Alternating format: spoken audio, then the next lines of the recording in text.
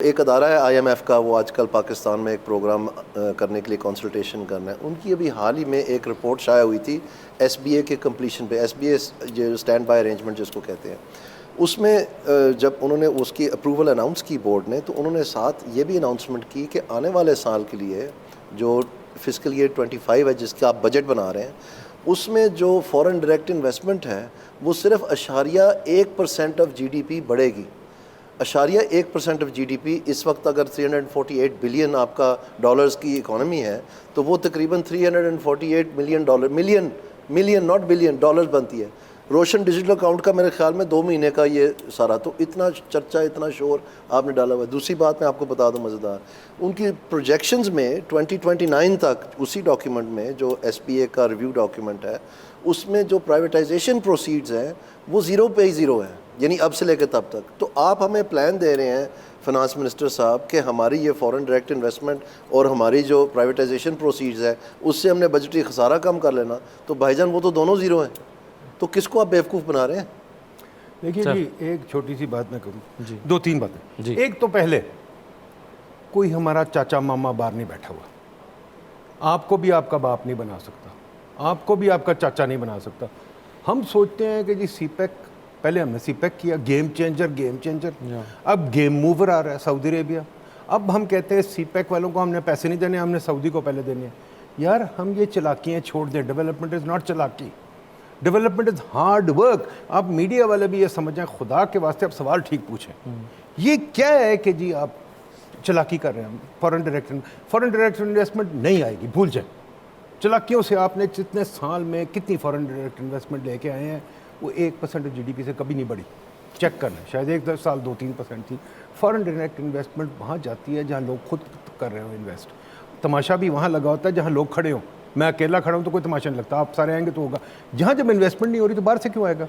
यहाँ investment zero होगी तो बाहर से क्यों आएगा? यहाँ इन्वेस्टमेंट जीरो। नंबर 2, आप बात करते हैं इसकी PSTP की। PSTP हमने पूरी किताब लिखी है, बंद करो PSTP को, प्लानिंग कमीशन को भी बंद करो, आगे चलो, बताओ क्या करना है। PSTP की हालत ही है। कल हमने इकॉन फेस्ट करवाया इस्लामाबाद में, यहाँ एक F9 में बिल्डिंग पड़ी है, 15 साल से बंद पड़ी है।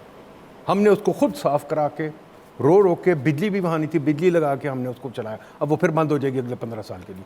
कन्वेंशन सेंटर आपका चलता नहीं। आपको मैं गिनाऊँ कितने प्रोजेक्ट्स आपके 0/0 हैं जिन पे कोई रिटर्न नहीं आता, बना के आप भूल गए। कितने आपने दफ्तर जाली बनाए हुए, दफ्तर कितने पड़े हुए हैं। खुदा के वास्ते PSTP में सिर्फ जंग होता है। मैं 3 साल CDWP हेड करता रहा हूँ, मुझे पता कोई बात नहीं होती थी। प्राइम मिनिस्टर ने ये कहा तो कर दो, प्राइम मिनिस्टर जी का प्लानिंग कमीशन फारिग है ना, उसकी कोई बात सुनता ना कुछ।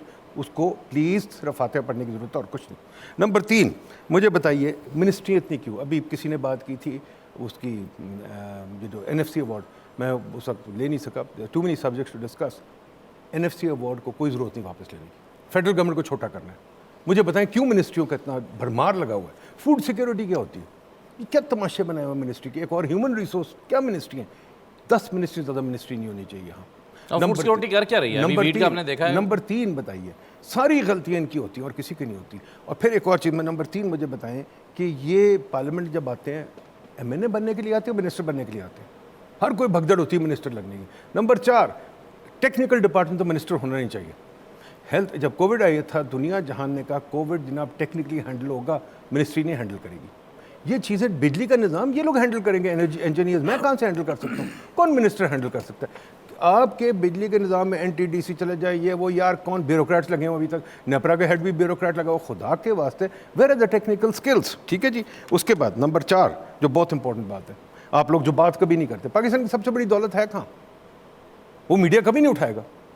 सबसे बड़ी दौलत आपकी शहरों के अंदर है, धात नहीं है। धात, मेरी बात सुन लें, धात गोरे की, आपकी तो है ही नहीं। धात ने घुरे ले जाना और आपको छोड़ जाना किसी चीज़ का।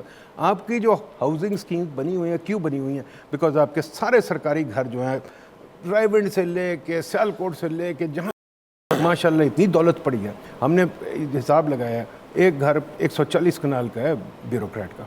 यहाँ जनाब इस्लामाबाद में 55 बिलियन डॉलर्स इन्वेस्ट होते हैं, अगर आप ब्यूरोक्रेट्स को समझौता कर सकें, ब्यूरोक्रेट्स वगैरह जो बैठे हुए हैं। उसके बाद मुझे एक बात बताइए, जो आप लोग कभी POA क्या होता है आपको पता? Principal accounting officer. PAO क्या होता है? Principal accounting officer. ये जरा आप इन्वेस्टिगेट करना। प्रिंसिपल अकाउंटिंग ऑफिसर जो होता है वो कहता है जी मेरी इजारादारी है, मैं हर इदारे में उंगल करूंगा। पूछे डिस्को प्रिंसिपल अकाउंटिंग ऑफिसर नहीं चलाता, हर चीज़ प्रिंसिपल अकाउंटिंग ऑफिसर करता है। पर मीडिया उससे कभी नहीं पूछता कि यार तू रोब तो चलाता है, तेरी रिस्पॉन्सिबिलिटी क्या है। फाइनेंस सेक्रेटरी हर ब्यूरोक्रेट कितने बोर्ड्स पे है जी? हो नहीं, सेक्रेटरी पेट्रोलियम चेक करें, सब चेक कर रहे हैं। 12-20 बोर्ड। तो ये जो बोर्ड्स हैं, पीएससी किसने तबाह किया? बोर्ड से करनी रिस्पॉन्सिबल कौन है? अच्छा ये मजे की बात है, इस मुल्क में रिस्पॉन्सिबल कोई नहीं किसी गलती का।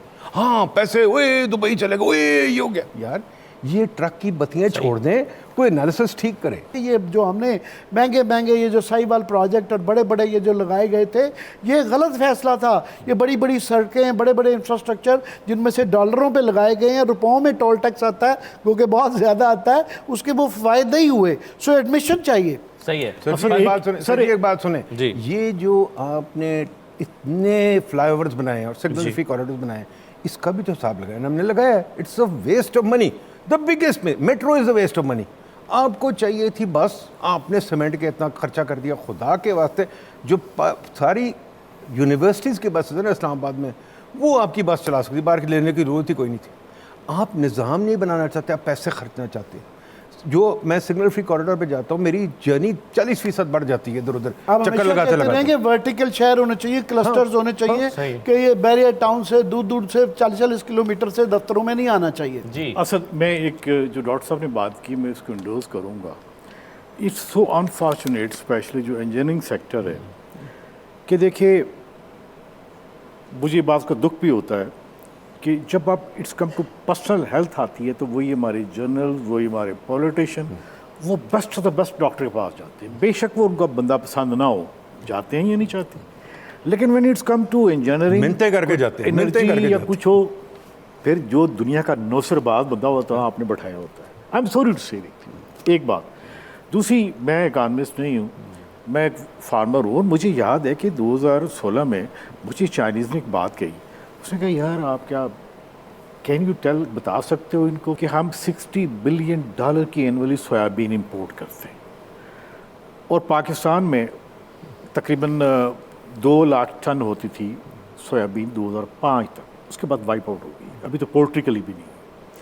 वापस आके हमने पेपर भी लिखा, ऑपरेट भी लिखा, और बड़ी खुशी की बात है कि SIFC की वो फाउंडेशन बनी। डॉक्टर साहब आज भी अगर हम ये काम करें जो एग्रीकल्चर है, जिसको हम शुरू कर सकते हैं, देखिए कितना अब एडिबल ऑयल मंगवाते हैं, लेकिन इसमें एक काम करते मुझे बड़ा अफसोस हुआ कि आप देखिए कि 1986 में 400 एकड़ जगह है मानसर में एलोकेट हुई है टी कल्टीवेशन के लिए।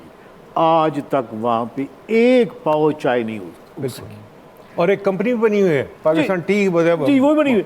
जबकि नेपाल ने इवन अपने फॉर्स में शुरू किया, और हमने कहा कि यार देखो हमारा तलक मरी इससे है, ये जो हमारे ये जो पाइन है इसके नीचे बड़ी ज़बरदस्त किस्म का बड़ी स्टडी की है। अगर हम ये कर लें तो कितने जी डॉक्टर साहब बच सकते हैं? $5 billion. Money saved is money earn. इसी तरह आयल है कि कितनी अपॉर्चुनिटी हमारे पास और अवेलेबल है, सोयाबीन आयल, ये हम कर सकते हैं, लेकिन पता नहीं ये कौन करेगा।